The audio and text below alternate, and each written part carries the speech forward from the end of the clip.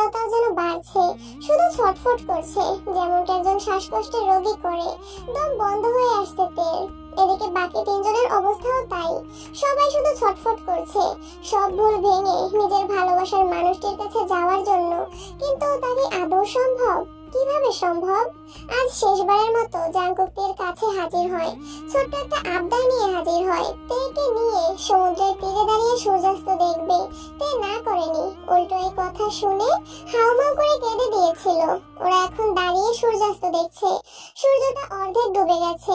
এমন সময় জাংকুক তেকে বলে, আমার জীবনের আলোটা ঠিক এমন হয়ে আছে এখন, আর 2 দিন পরে পুরোপুরি নিভে যাবে, অন্ধকার হয়ে যাবে আমার পুরো জীবনটা। খুব মায়া লাগছে আজ আমার জীবনের প্রতি, এমনটা না হলেও পারতো। বল। তে কিছুই বলে না, শুধু চোখ ভর্তি অশ্রু নিয়ে মুচকি হাসে। এই ছোট্ট হাসিটার পিছনে লুকিয়ে থাকা হাহাকার গুলো জাংকুক দেখতে পাচ্ছে। সূর্য ডুবে যায়, জাংকুক নীরবে একটা দীর্ঘশ্বাস ফেলে। কি যেন একটা হারিয়ে ফেললো জাংকুক, বুকটা বড্ড খালি খালি লাগছে। দুজনেই গাড়িতে ওঠে, ফিরতে ফিরতে রাত হবে। তে নীরবে তাকিয়ে আছে বাইরের দিকে, জাংকুকও চুপ, কিন্তু দুজনেরই মন একে অপরের সাথে হাজার কথা বলছে। জাংকুক আনমনে ড্রাইভ করছে, এ তো কখনো ছিল না, তবুও কেন এত কষ্ট হচ্ছে? আজই যেন শেষ সবকিছুর। হুট করে তের চোখ পড়ে সামনের দিকে, এটা তো ওদের বাড়ির রাস্তা না? কৌতূহলবশত তে জাংকুককে প্রশ্ন করেই বসে, কোথায় যাচ্ছি আমরা? কেন, আমার সাথে থাকতে বিরক্ত লাগছে? তে কিছুই বলল না, বলবেই বাকি। তাই জাংকুক শান্ত কণ্ঠে বলে, ওই রাস্তায় অনেক কোলাহল, তাই এই নিস্তেজ রাস্তা দিয়েই যাচ্ছি। কথাটা বলেই জাংকুক ড্রাইভিং এ মন দেওয়ার চেষ্টা করে, কিন্তু পারছে না। বরাবরই আনমনা হয়ে যাচ্ছে জাংকুক, কিন্তু এভাবে ড্রাইভ করলে তো যে কোনো সময় যে কোনো দুর্ঘটনা ঘটে যেতে পারে। তাই আগে নিজের মনকে শান্তি দেওয়া প্রয়োজন। জাংকুক গাড়ি থামিয়ে তেকে নামতে বলে। তেও বাধ্য মেয়ের মতো গাড়ি থেকে নেমে দাঁড়ায়। দুজনেই গাড়ির সাথে হেলান দিয়ে দাঁড়ায়। শুনশান রাস্তা, তেমন কেউ নেই। মাঝে মধ্যে একটা দুটা গাড়ি যাচ্ছে। দুজনেই চুপচাপ গভীর অন্ধকারের দিকে তাকিয়ে আছে। মৃদু ঠান্ডা বাতাস গায়ে এসে বারবারই বাড়ি খাচ্ছে। পরিবেশটা এখন উপভোগযোগ্য, কিন্তু দুজনের মনই ছটফট করছে। তে বল না, সত্যি তুই বিয়েতে রাজি? তের কাছে কোনো উত্তর নেই এই প্রশ্নের, তাই নীরব থাকা ছাড়া কিছুই করার নাই। জাংকুকের আগেও অনেকবার জিজ্ঞেস করেছে এই কথা, কিন্তু বারবার তের এই চুপ থাকা। এবার আর জাংকুক সহ্য হলো না। তেরকে গাড়ির সাথে পিন করে ধরে জাংকুক। ঘটনার আপেক্ষিকতায় তের বুঝতে সময় লাগে বিষয়টা। আর কতবার জিজ্ঞেস করবো তোকে, হ্যাঁ? জাংকুক তের বাহু জোরে শক্ত করে ধরেছিল, যার কারণে তে ব্যথায় কুকড়ে ওঠে। ভাইয়া ছাড়ো, লাগছে আমার। লাগুক, হ্যাঁ আমি ভুল করেছি, জেদের কারণে এসব করে ফেলেছি। আর কতবার বলবো? তে চুপচাপ শুনছে জাংকুকের বলা কথাগুলো। জাংকুক এবার কাতর কণ্ঠে বলে ওঠে, আর কত পোড়াবি আমায়? 4 বছর আগে জেদের বসে আমি যে ভুলটা করেছিলাম, আজ তুইও সেটারই পুনরাবৃত্তি করছিস। কেন করছিস এমন?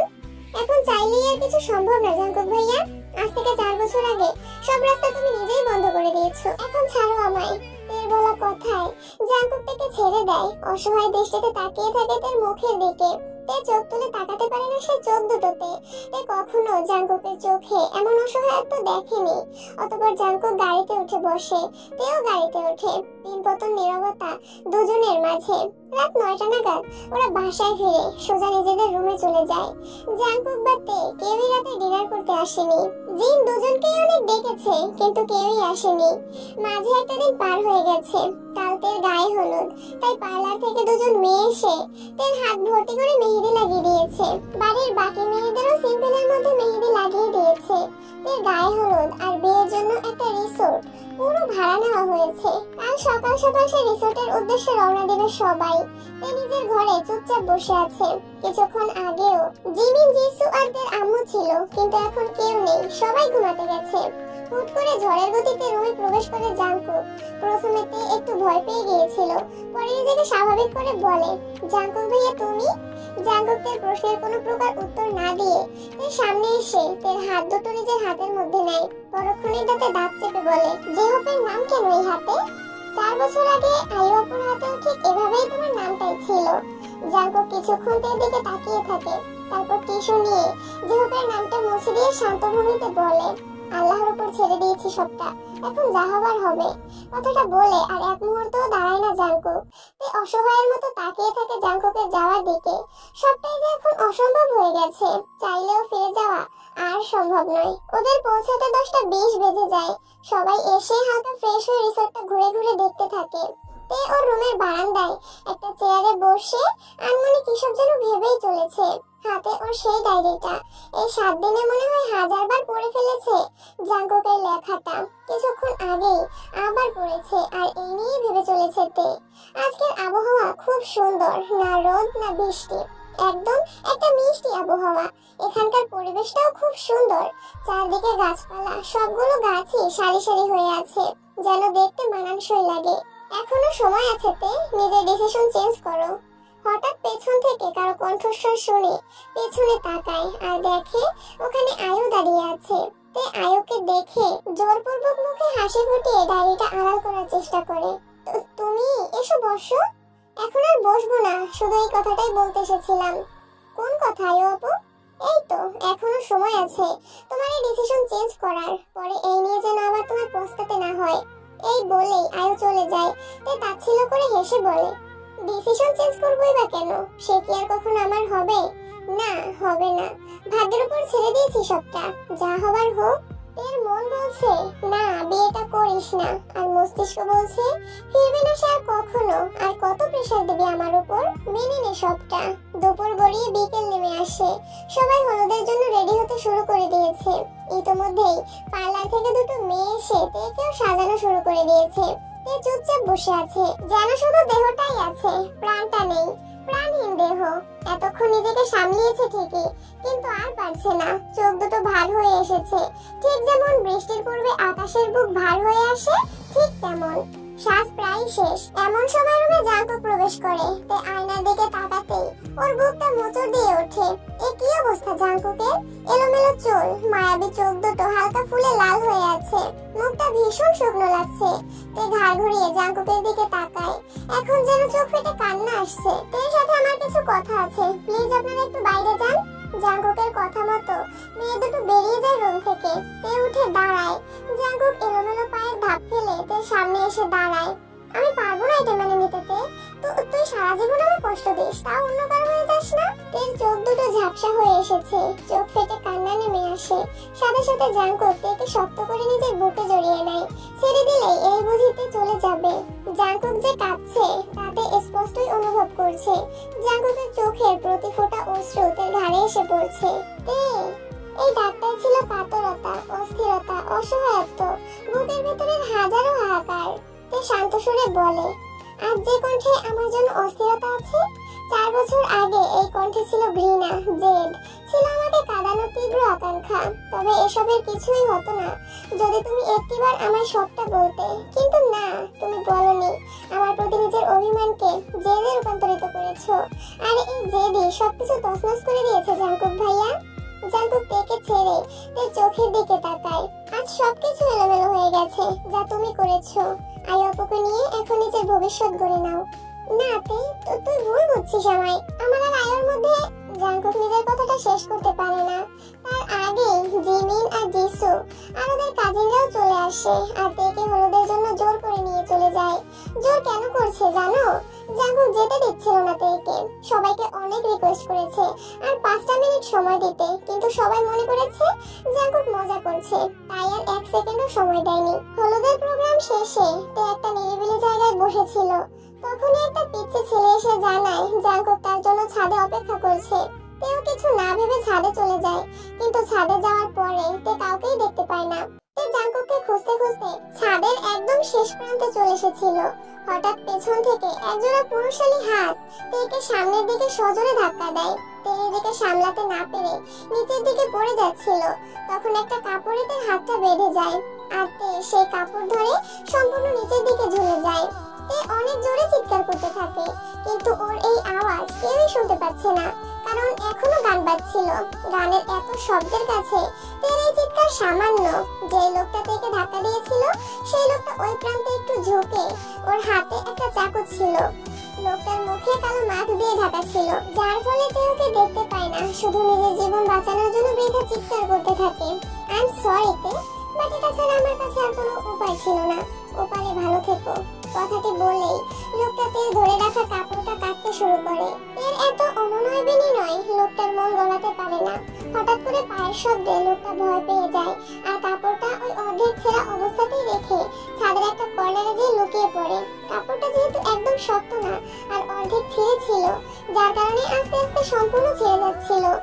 এখনো চিৎকার করছে কিন্তু কেউই তা শুনতে পাচ্ছে না। কাপড়টা যখন একদম ছিঁড়ে যাচ্ছিল তখন তে শান্ত হয়ে যায়। আশা ছেড়ে দেয় বাঁচার।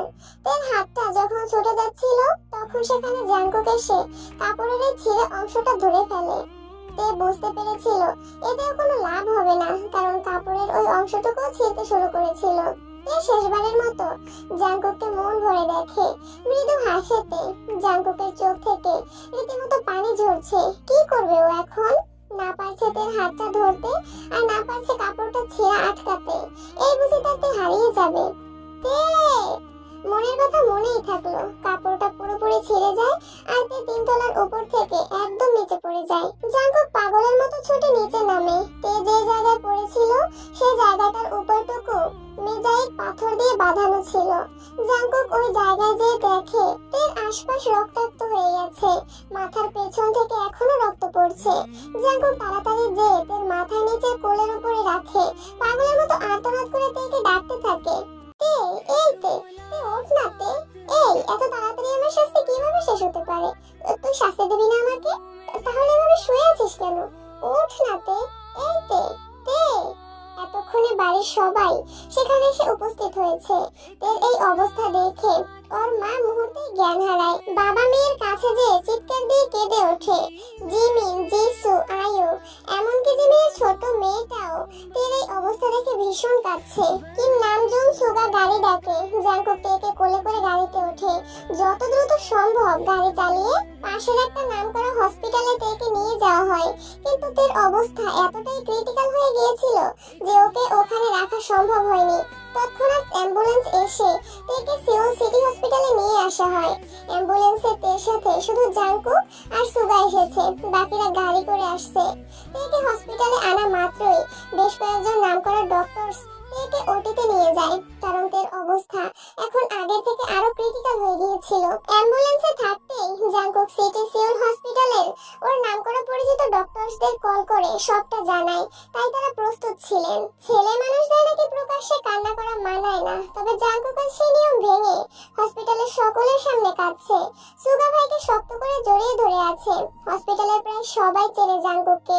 জাঙ্কুকের এই অবস্থা কেউই মেনে নিতে পারছে না। মুহূর্তেই সবাই এখানে এসে হাজির হয়েছে। সুগা বল না, আমারতে ভালো হয়ে যাবে, সুস্থ হয়ে যাবে। ও এমন করে আমাদের ছেড়ে চলে যেতে পারে না, তাই না? বল, ও সুস্থ হয়ে যাবে না? জাঙ্কুক প্রায় পাগল হয়ে গেছে।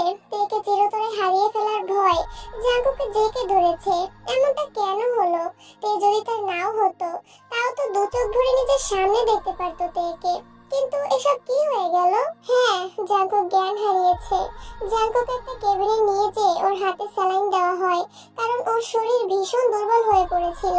এতক্ষণ বাদে সবাই চলে এসেছে। প্রায় 1 ঘন্টা পরে জাঙ্কুকের জ্ঞান ফিরতে জাঙ্কুক উঠে হাতের স্যালাইন টান দিয়ে খুলে ফেলে আর দৌড়ে বাইরে আসে। তে তে জাঙ্কুক, তুই স্যালাইন খুলে ফেলেছিস কেন? আমার তে কোথায়? ও কোথায়? অপারেশন এখনো চলছে জাঙ্কুক, তুই একটু শান্ত হ। আমি কি করে শান্ত হব সুগা? তে ওর নিশ্চয়ই এখন অনেক কষ্ট হচ্ছে। জাঙ্কুক এখন কি বলছে, কি করছে তা ওর খেয়ালই নেই।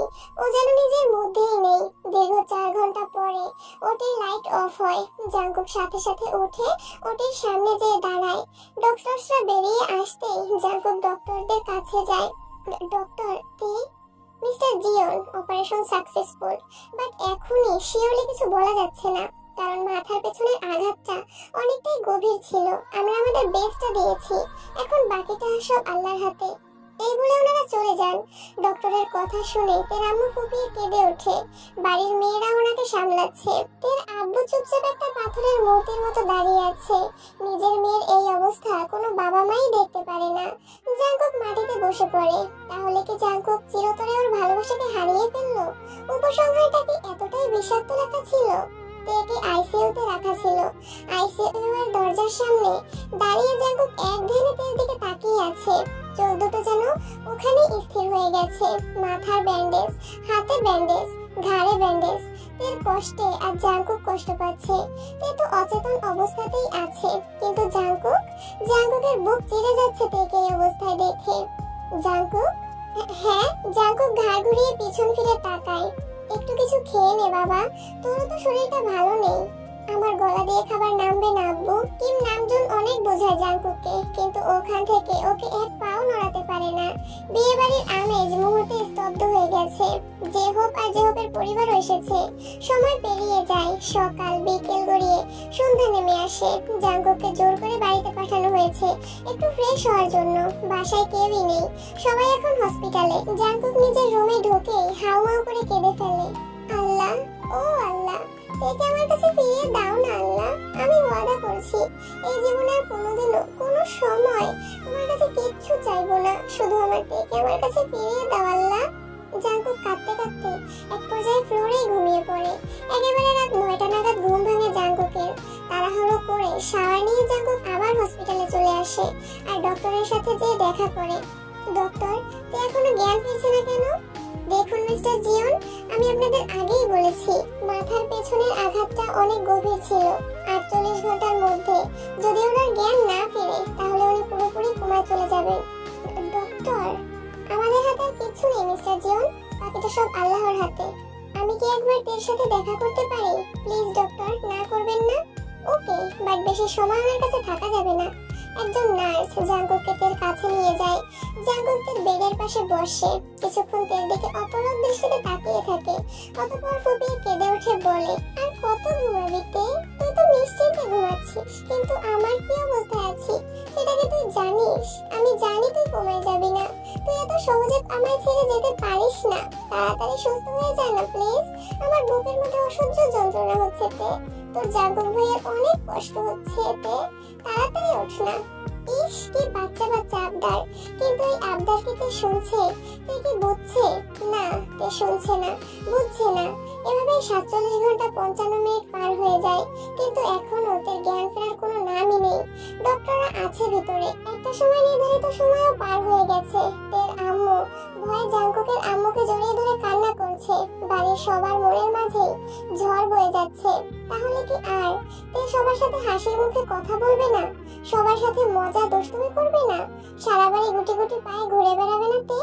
48 ঘন্টা পেরিয়ে আরো অতিরিক্ত 35 মিনিট পার হয়ে গেছে। না তে উঠে বসেছে, আর না ডাক্তাররা বেরিয়েছে। ডাক্তাররা সবাই তেকে ঘিরে দাঁড়িয়ে আছে। কোনো ডাক্তারের মুখে আসার কোনো চিহ্নই নেই। কি ঘটেছে তার আবছা একটা ধারণা জাঙ্কুক সুগা সহ বাড়ির সকলেই পেয়ে গেছে। তবুও সবাই অপেক্ষা করছে।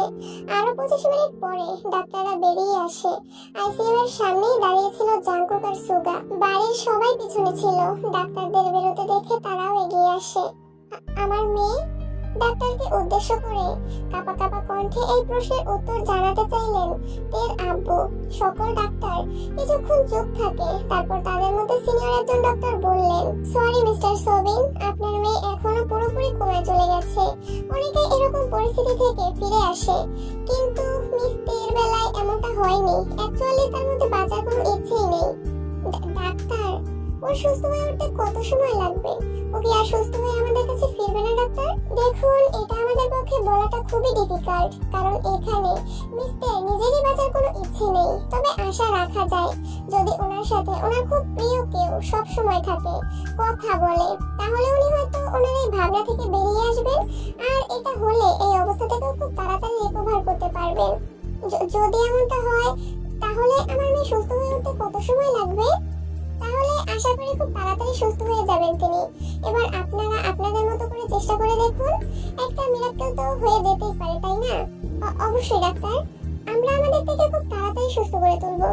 মিস তেকে আর কিছুক্ষণ পরে কেবিনে শিফট করা হবে। তখন একে একে আপনারা ওনার সাথে দেখা করতে পারবেন। আর হ্যাঁ, একদমই ওখানে যে কান্নাকাটি করবেন না। আসি। এই বলে সকল ডাক্তার সেখান থেকে চলে যান। ডাক্তারের কথাগুলো শুনে বাড়ির সবাই একটু স্বস্তি পায়।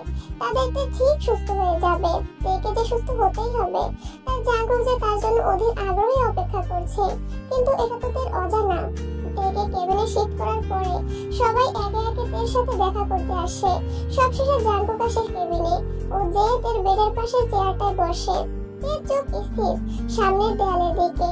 তের চোখ থেকে গাল বেয়ে দুফোঁটা পানি গড়িয়ে পড়ে। সাথে সাথে জাঙ্কুক তের গালটা নিজের হাতের মধ্যে বন্দি করে আলতোভাবে তের চোখের পানি মুছিয়ে দেয় আর উত্তেজিত কণ্ঠে বলে, তে কান্না করিস না, কান্না করিস না প্লিজ তে।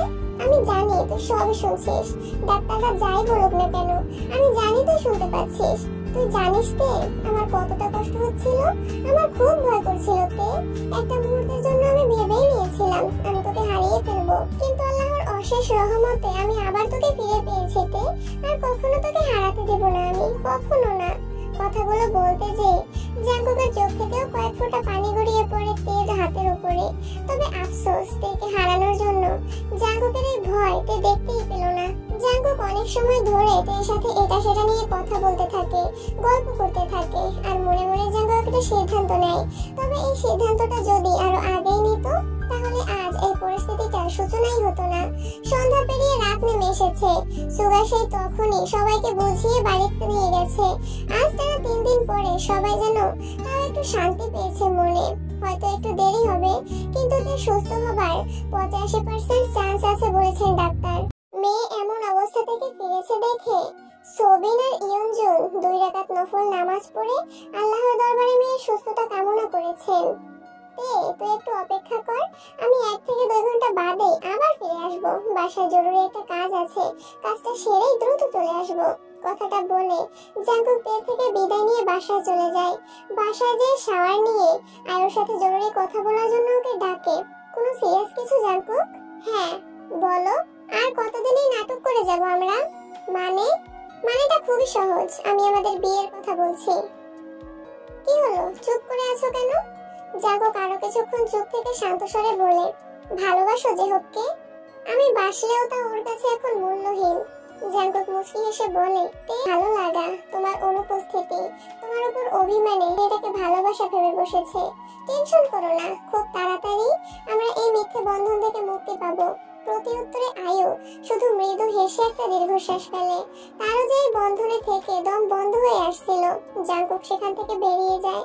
আবার যাওয়ার সময় জিহবকে কল করে একটা ক্যাফেতে আসার জন্য বলে।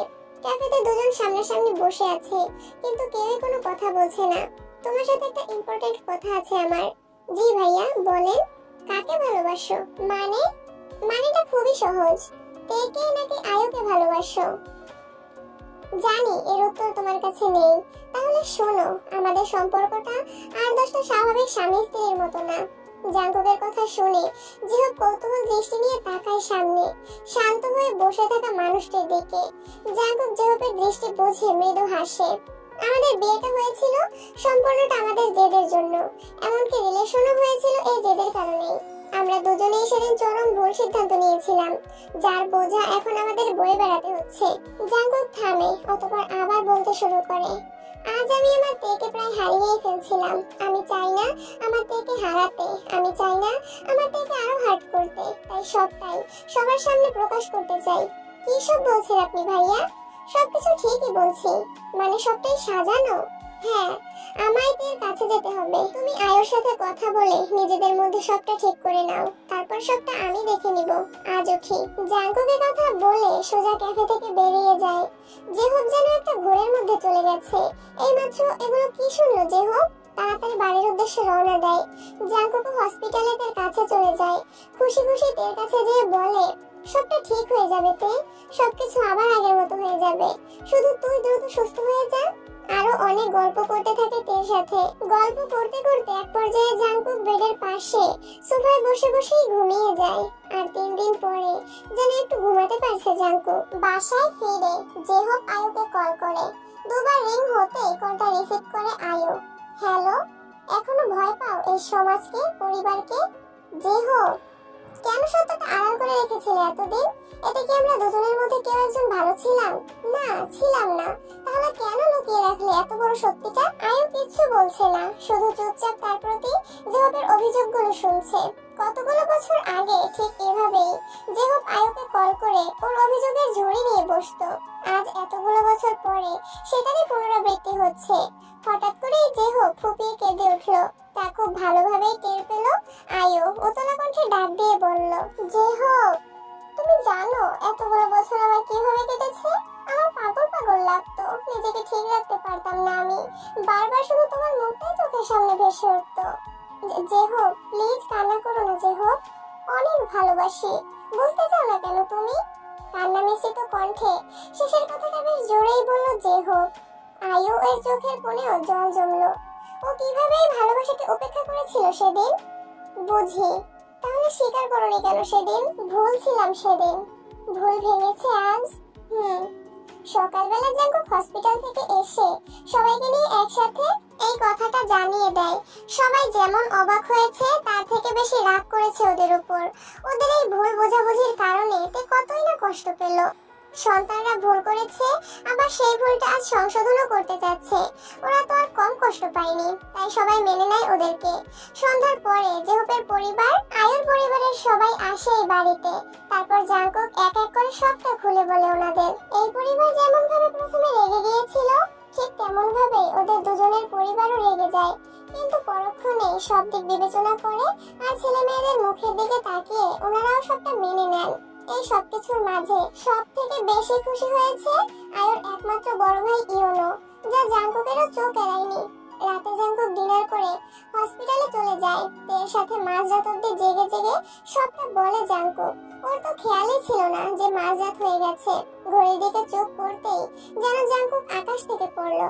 আল্লাহ, কত রাত হয়ে গেছে! এজন্যই তো বলি আমার এত ঘুম আসছে কেন। এইতে বাকিটা কালকে বলবো, এখন তাড়াতাড়ি ঘুমিয়ে পড়। Good night.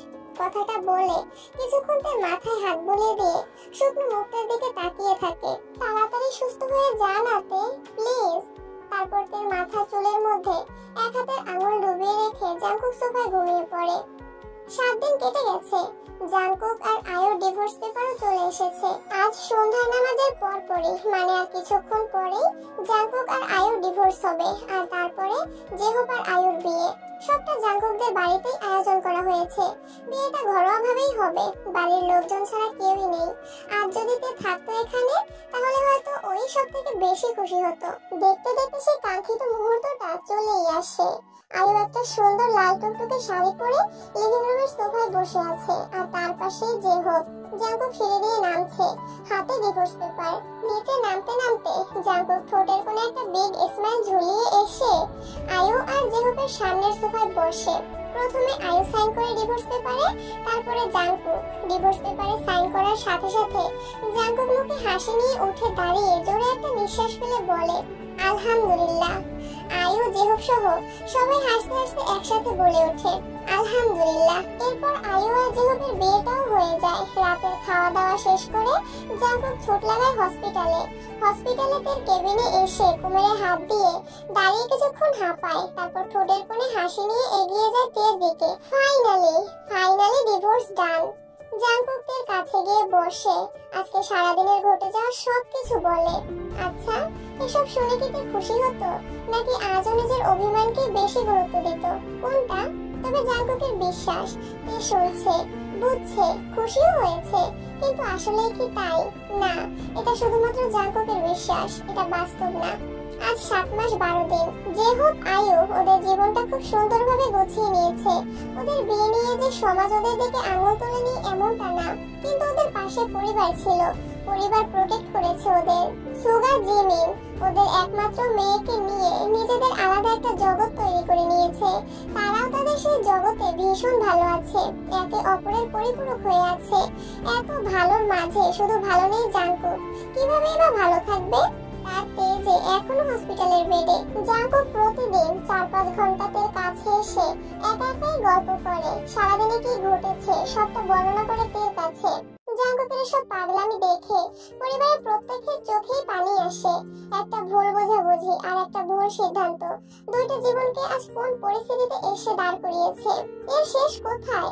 সব মান, অভিমান, বাধা বিপত্তি পেরিয়ে কি ওরা এক হবে, নাকি অপূর্ণ থেকে যাবে এই কাহিনী? জাঙ্কুক প্রতিদিনের মতো আজও অফিস থেকে সোজা তের কাছে আসে। প্রতিদিনের তুলনায় আজ জাঙ্কুকে একটু বেশি ক্লান্ত দেখাচ্ছে।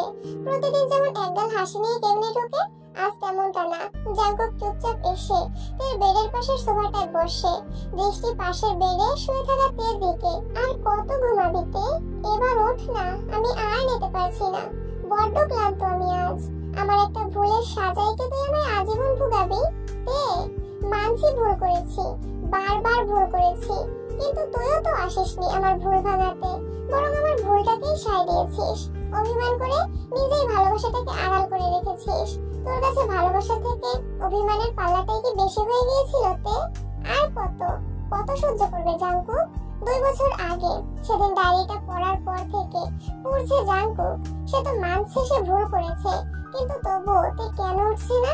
ঘড়ির কাঁটায় এখন ঠিক ঠিক 1:15। সেই কথাগুলো বলার পরে এখন পর্যন্ত জাঙ্কুক আর একটা কথাও বলেনি, শুধু নিঃশব্দে এর মুখের দিকেই তাকিয়েছিল। জাঙ্কুক উঠে দাঁড়ায়, চলে যাওয়ার জন্য পা বাড়াতেই যাবে, এমন সময় পেছন থেকে অস্পষ্ট কণ্ঠে কেউ জাঙ্কুক ভাইয়া বলে ডাকে। কতগুলো দিন পরে আজ জাঙ্কুকের কণ্ঠস্বর শুনছে। জাঙ্কুক যেন কিছু সময়ের জন্য থমকে গিয়েছে, পিছনে ফেরার সাহস হচ্ছে না, যদি এটা মনের ভুল হয় ওর। কিন্তু তখন আবার অস্পষ্ট কণ্ঠে ভাঙা ভাঙা কণ্ঠে ভেসে আসে, জাঙ্কুক ভাইয়া। জাঙ্কুকের সারা শরীরে যেন একটা ঠান্ডা স্রোত বয়ে গেছে। দ্রুত পিছন ফিরে দেখে তে আধো আধো চোখে তার দিকেই তাকিয়ে আছে। তে জাঙ্কুক দ্রুত পায়ে তের কাছে এসে দাঁড়ায়। তে চোখ মেলে তাকাতে পারছে না, তবুও আধো আধো চোখে জাঙ্কুকের দিকে তাকায়। তে তে তে তুই, তোর কোথায় কষ্ট হচ্ছে? কোথায় কষ্ট হচ্ছে বল আমায়। তুই ঠিক আছিস? জাঙ্কুক তাড়াহুড়ো করে ডাক্তারকে কল দেয়।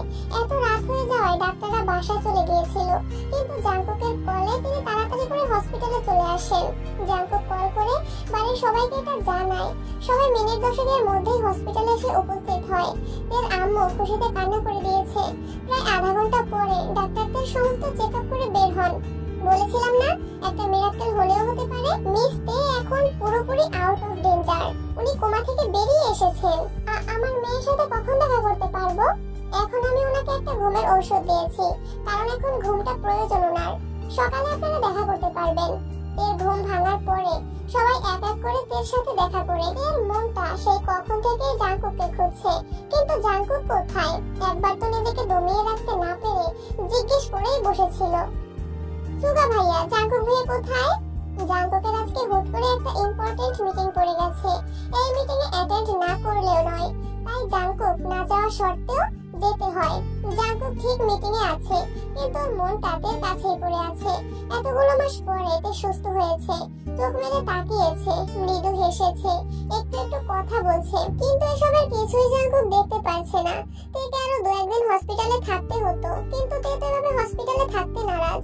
কিছুতেই ও আর এভাবে হসপিটালে থাকবে না, তাই এক প্রকার বাধ্য হয়ে বিকেলে কিম নামজুন আর সোবিন এর বাকি যাবতীয় চিকিৎসা বাড়িতে করার ব্যবস্থা করে তেকে বাসায় নিয়ে আসে।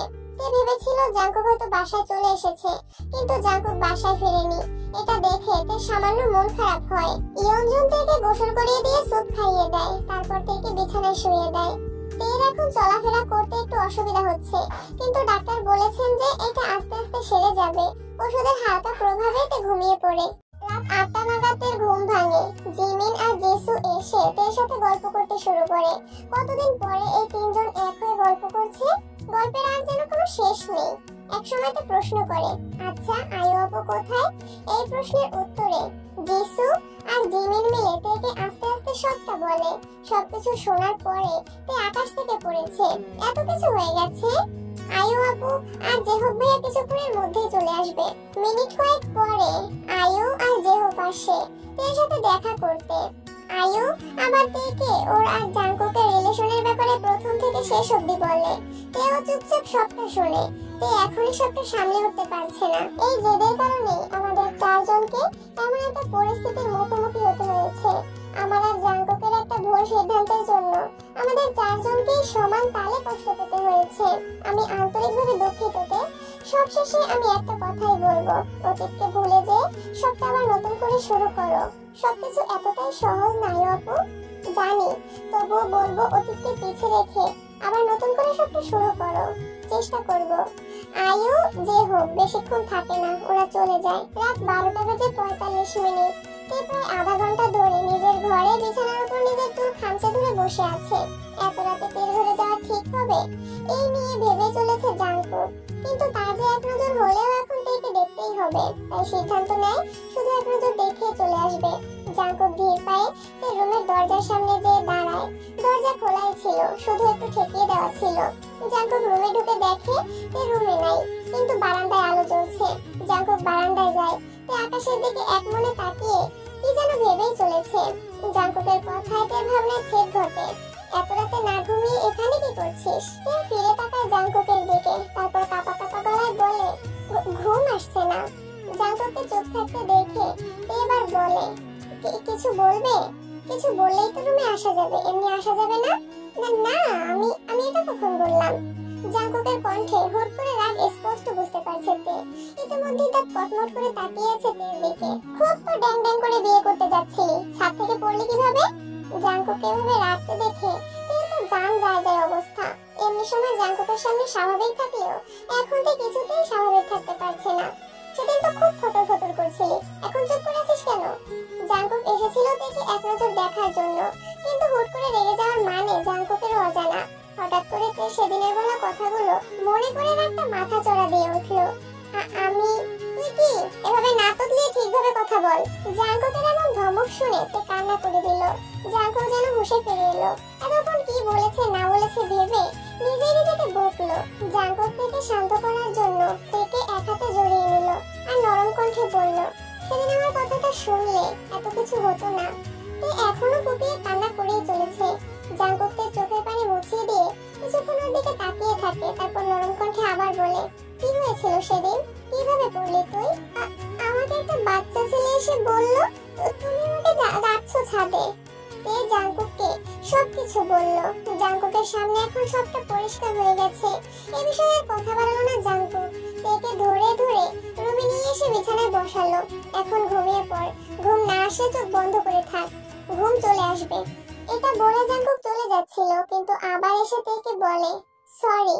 তে কিছুক্ষণ চুপ থেকে জাঙ্কুকের দিকে তাকিয়ে ছোট করে উত্তর দিল, তের উত্তর শুনে জাঙ্কুক মৃদু হেসে ওখান থেকে চলে আসলো আর নিজের ঘরে যেয়ে বিছানায় সোজা হয়ে শুয়ে পড়লো। আজ যেন জাঙ্কুকের খুব শান্তি লাগছে, সুখ লাগছে মনে। আজ কতগুলো বছর পরে যে এই অনুভূতি তা ঠিক মনে করতে পারলো না জাঙ্কুক। তেকে রুমে রেখে এসে জাঙ্কুক পরম আবেশে চোখ বুঝলো। ওইদিকে তেরও একই অবস্থা। শারীরিক ব্যথাগুলো ভুলে তের ঠোঁটের কোণে মুচকি হাসির রেখা। আজ প্রায় এক সপ্তাহ পরে রাত 8টা নাগাদ ইয়নোর সাথে দেখা করার জন্য ওকে কাছাকাছি একটা রিসোর্টের ছাদে আসার জন্য বলে জাঙ্কুক। ইয়নো ওর সাথে দেখা করতে চলে আসে। ছাদটা সম্পূর্ণ অন্ধকার হয়েছিল, এখনো পুরো রিসোর্ট আলোয় ঝলমল করছে, কিন্তু ছাদে বিন্দুমাত্র আলো নেই। কিছুটা আশ্চর্যজনক, কিন্তু এই সবটা জাঙ্কুক করিয়েছে। ইয়নো ছাদে এসে এমন পরিবেশ দেখে কিছুটা অবাক হয়, কিন্তু ও যে ভয় পেয়ে গিয়েছে এমনটা না। জাঙ্কুক ছাদের অনেক কাছে দাঁড়িয়ে সামনে ঘুরেছিল। আর হ্যাঁ, ছাদের ওই সাইডে রেলিং দেওয়া ছিল না। ইয়নো বোঝে ওইটাই জাঙ্কুক, তাই হেসে যে জাঙ্কুকের ঘাড়ে হাত দেওয়া মাত্রই অনুভব করে সে ছাদের সেই ধারে ঝুলে আছে আর কেউ ওর হাতটা শক্ত করে ধরে রেখেছে। ইয়নো জাঙ্কুকের ঘাড়ে হাত দিতে জাঙ্কুক কায়দা করে ইয়নোকে ছাদের ধার থেকে নিচের দিকে ফেলে দেয়।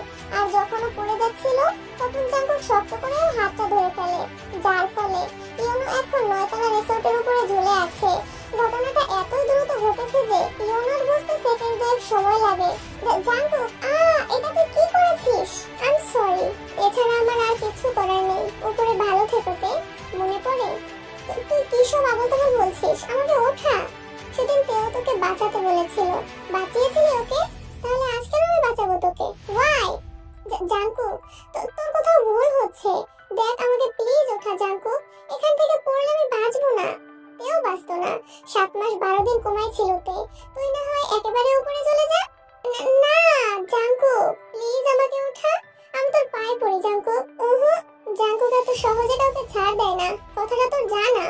কথাটা বলা মাত্রই জাঙ্কুকের হাতটা হালকা ঢিলা হয়, কিন্তু পুরোপুরি ছেড়ে দেয় না। সাথে সাথে ইয়নো ভুবন ভুলানো চিৎকার দিয়ে ওঠে, জাঙ্কুক, আমাকে মাফ করে দে জাঙ্কুক, আমি আমার ভুল হয়ে গেছে, আমি ভুল করে ফেলেছি জাঙ্কুক, আমাকে মাফ করে দে, বাঁচা আমাকে। জাঙ্কুক ইয়োনোর হাত ধরে টেনে উপরে উঠায়। জাঙ্কুক এটাই চেয়েছিল যে ইয়োনো নিজের মুখে সবটা স্বীকার করুক। এমনটা না করলে ইয়োনো কিছুতেই স্বীকার করতো না। বোনের খুশির জন্য তেকে মেরে ফেলতে চাইছিলি ইয়োনো? আসলে তোর প্ল্যানটা ছিল তুই তেকে মেরে ফেলবি, তাহলে জেহুপের সাথে তোর বোনের বিয়ে হবে আর আয়ু ওর ভালোবাসা ফিরে পাবে, তাই তো? আমি আগে থেকেই জানতাম আয়ু জেহুপের থেকে দূরে থাকার জন্য এক প্রকার জেদ করে বিয়েটা করেছে, কিন্তু আমি কিছু বলিনি কারণ আমি জানতাম তোর সাথে বিয়ে হলেও সুখে থাকতো। আমি জানতাম না তের বিষয়টা, পরে জানতে পেরেছি আমিও। তে ফিরে আসায় তোর আর আয়ুর সম্পর্কটা আরো খারাপ হয়ে গিয়েছিল, আর তারপর জেহুপের সাথে তের বিয়ে। তে ফিরে না আসলে বা তে না থাকলে এত কিছু হতো না। আমার ধারণা কিছুটা এমন ছিল যার কারণে আমি তেকে একেবারে এই পৃথিবী থেকে সরিয়ে দিতে চেয়েছিলাম। আসলে এটা ইয়োনো করেনি, সবটা ভুল বোঝাবুঝির কারণেই হয়েছে। তের এই অ্যাক্সিডেন্টটা হবার পরে জাঙ্কুক ভেবেই নিয়েছিল যে এই কাজটা করেছে বা করতে চেয়েছে তার জীবন শেষ করে দিবে, কিন্তু যখন জানতে পারলো এটা ইয়োনো, তখন জাঙ্কুক যেন বাকশক্তি হারিয়ে ফেলেছিল। ইয়োনো এমনটা করতে পারে তা কল্পনাতেও ভাবেনি জাঙ্কুক। ইয়োনো ছোট থেকেই আয়ুকে অনেক ভালোবাসে। ওদের মা আয়ু যখন খুব ছোট তখনই মারা যান। সেখান থেকে ইয়োনো আয়ুর কষ্ট সহ্য করতে পারে না, তাই বোনকে খুশি রাখার জন্য সবটা ভুলে এমনটা করেছে ইয়োনো, যা জাঙ্কুক খুব ভালোই বুঝতে পেরেছে। ভুল করেছিস, এখন শাস্তি তো তোকে পেতেই হবে। আমি আমি সব শাস্তি মানতে রাজি আছি জাঙ্কুক, তুই আমাকে মাফ করে দে প্লিজ। শাস্তিটা হলো যিশু তোকে অনেক পছন্দ করে। আই নো তোরও যিশুর জন্য একটু হলেও ফিলিংস আছে, তোকে যিশুকে বিয়ে করতে হবে। জাঙ্কুকের কথায় ইয়োনো কেমন রিঅ্যাকশন দিবে সেটা বুঝতে পারলো না। আরে আরে আমার দুলাভাই দেখে লজ্জা পাচ্ছে। জাঙ্কুকের কথায় এবার সত্যি ইয়োনো লজ্জায় পড়ে যায়। ওদের দুই বন্ধুর মাঝে সবকিছু আবার আগের মতো হয়ে যায়। রাত 10টা নাগাদ দুজনই বাসায় ফিরে। সকালে আজ আর জাঙ্কুকের অফিসে যাওয়া হলো না। শুধু জাঙ্কুক যে সেটা না, বাড়ির কেউই আজ অফিসে যায়নি। কিম, নামজুন, সোবিন আর সুগা মিলে কালই অফিসের সবকিছু ঠিকঠাক করে এসেছে। অফিসের চাপটা এখন কম। আগামী 2 দিন ওরা অফিসে না গেলে তেমন কোনো বড় অসুবিধা হবে না। আজ সকাল 11টার দিকেই ওরা ওদের গ্রামের বাড়ির উদ্দেশ্যে রওনা দেয়। জাঙ্কুক প্রথমে এসবে মানা করে দিলেও সবার জোরাজোরিতে শেষ পর্যন্ত জাঙ্কুককে যেতেই হয়। তে এখন বলতে গেলে পুরোপুরি সুস্থ। ওদের দাদু তেকে দেখার জন্য জেদ ধরেছে। তেও এতদিন হলো গ্রামের বাড়ি যায় না, তাই সবাই একসাথে গ্রামের বাড়ি যাচ্ছে। ওখানে যে পৌঁছতে প্রায় সন্ধ্যা নেমে আসে। এসেই সবাই হালকা ফ্রেশ হয়ে নেয়, তারপর বসার ঘরে সবাই মিলে একসাথে আড্ডা দেয়। বাড়ির কাজের বুয়া সবার জন্য গরম গরম চা আর পকোড়া নিয়ে আসে। বাইরে ঝুম বৃষ্টি। বসার ঘরে বড় জানালাটা দিয়ে শো শো আওয়াজে বাতাস ঘরে প্রবেশ করে, ঘরের পরিবেশটা শীতল করে দিচ্ছে। এতদিন পরে সবাই মিলে একসাথে বসে গল্প করছে, আড্ডা দিচ্ছে, সাথে গরম গরম চা আর পকোড়া। ইস, কি মনোমুগ্ধকর একটা পরিবেশ, তাই না? সবাই গল্পে মেতে উঠেছে, এই কথা বলছে আর মাঝে মাঝে সবাই হাসির জোয়ারে তলিয়ে যাচ্ছে। এই মুহূর্তে তেকে দেখে কেউই বলবে না যে এই মেয়ে 1 মাস আগে কোমা থেকে উঠে এসেছে। একজোড়া মায়াবী চোখ আড্ডার সেই শুরু থেকে এখন পর্যন্ত তের মাঝেই সীমাবদ্ধ আছে। এই মায়াবী চোখ জোড়ার মালিক কে? হঠাৎ হাসতে হাসতে তে সেই মায়াবী চোখ জোড়ার সাথে চোখাচোখি হয়। সাথে সাথে তে লজ্জায় পড়ে যায়। এই চোখে তাকিয়ে আজ কেমন যেন লজ্জা লজ্জা লাগছে তের। দ্রুত চোখ সরিয়ে ফেলে। জাঙ্কুক মুচকি হাসে, কিন্তু চোখ সরায় না তের থেকে। তে আর চোখে বারবার তাকাচ্ছে সেই দিকে। এখানে বড় ছোট সবাই আছে, এভাবে তাকিয়ে আছে। এটা তো তের কাছে বিরাট লজ্জার বিষয়, কিন্তু সেদিকে কোনো ভ্রুক্ষেপ নেই জাঙ্কুকের। বাধা বিপত্তিতে আর কম গেল না, এবার দুজনকে এক করে দেওয়া উচিত। কি বলো তোমরা? হুট করে এমন কথা কানে আসতেই তে হকচকিয়ে তাকায় দাদুনের দিকে। এভাবে তাকিয়ে লাভ নাই দিদি ভাই, এতক্ষণ যে চোখে চোখে প্রেম আলাপ করছিলা তা কিন্তু আমি তো চোখ এড়াইনি। দাদুনের রসিক কণ্ঠে বলা কথাগুলোয় সবাই শব্দ করে হেসে দেয়, শুধু তে আর জাঙ্কুক বাদে। তে তো পড়েছে লজ্জায়, কিন্তু জাঙ্কুক তো আগের মতোই বসে আছে। এমন কিছুই হচ্ছিল না দাদুন। বুঝি বুঝি, সবই বুঝি। ঘোড়ার শিং বুঝো তুমি? ঘোড়ার শিং বুঝি না, কিন্তু আপনাদের চোখাচোখির ব্যাপারটা খুব ভালোই বুঝতে পারছি। এমন কিছুই না। ডিনার শেষে ঝামেলা পাকে ওদের শোয়া নিয়ে। তে, যিশু আর জিমিনকে দেওয়া হয়েছে এক রুমে, আর জাঙ্কুক আর সুগা থাকবে এক রুমে। কিন্তু সুগার এক কথা, সে জিমিনকে ছাড়া একা থাকবে না। এই নিয়ে ঝগড়া চলছে তে আর যিশু আর সুগার। জাঙ্কুক ট্রাউজারের পকেটে হাত গুজে একজন দর্শকের মতো পাশে দাঁড়িয়ে আছে। এটা কিন্তু ঠিক না। আমি কি বিয়ে করেছি আমার বউকে তোদের কাছে রাখার জন্য? শোনো সুগা ভাইয়া, তোমার বউ হওয়ার আগে কিন্তু জিমিন আমাদের বউ হয়ে জন্মেছিল, তাই ওর উপর বেশ অধিকার আমাদের। এই জাঙ্কুক, তুই দাঁড়ায় আছিস কেন? কিছু বল। আমি কি বলবো? তোরা আমি এখানে আনছি কেন? ঝগড়া করে জিমিনকে তোর কাছে দেওয়ার জন্য। তাহলে চুপচাপ দাঁড়ায় আছিস কেন ভাই? তুই একটা রাত বউ ছাড়া থাকতে পারতেছিস না? এই জিমিন, এটা কি অবস্থা করেছিস তুই আমার ভাইয়ের? তোর বউ নাই বলে তুই আজ এই কথা বলছিস। দাঁড়া, দিন আমারও আসবে, বাসর রাতে বাসর করতে দেব না আমি তোদের, দেখে নিস। এই বলে সুগা রেগে হনহন করে সেখান থেকে নিজের ঘরে চলে যায়। সুগার কথায়তে থতমত খেয়ে যায়। তার পক্ষে আর জাঙ্কুকের সামনে দাঁড়িয়ে থাকা সম্ভব না। এক ছুটে রুমের মধ্যে ঢুকে যায়। বাইরে জিমিন আর জিসু হাসতে হাসতে প্রায় ফ্লোরে পড়ে গেছে। এভাবে রাতটা পার হয়। সকালবেলা ছোটরা সবাই মিলে গ্রামটা ঘুরে দেখার জন্য বের হয়। সবাই মিলে একটা গাড়িতেই যাচ্ছে। জাঙ্কুক ড্রাইভ করছে, তার পাশে তে বসা। ওরা তিনজন জোর করে তেকে সামনের সিটে বসিয়েছে। পিছনে ওরা তিনজন এখনো রাতের বিষয়টি নিয়ে ঝগড়া করছে। এরও ইচ্ছে করছে ওদের সাথে ঝগড়া করতে, কিন্তু জাঙ্কুক যদি তখন সবার সামনে একটা ধমক দিয়ে বসে, তখন কি হবে? এই ভয়েতে চুপচাপ বসে আছে।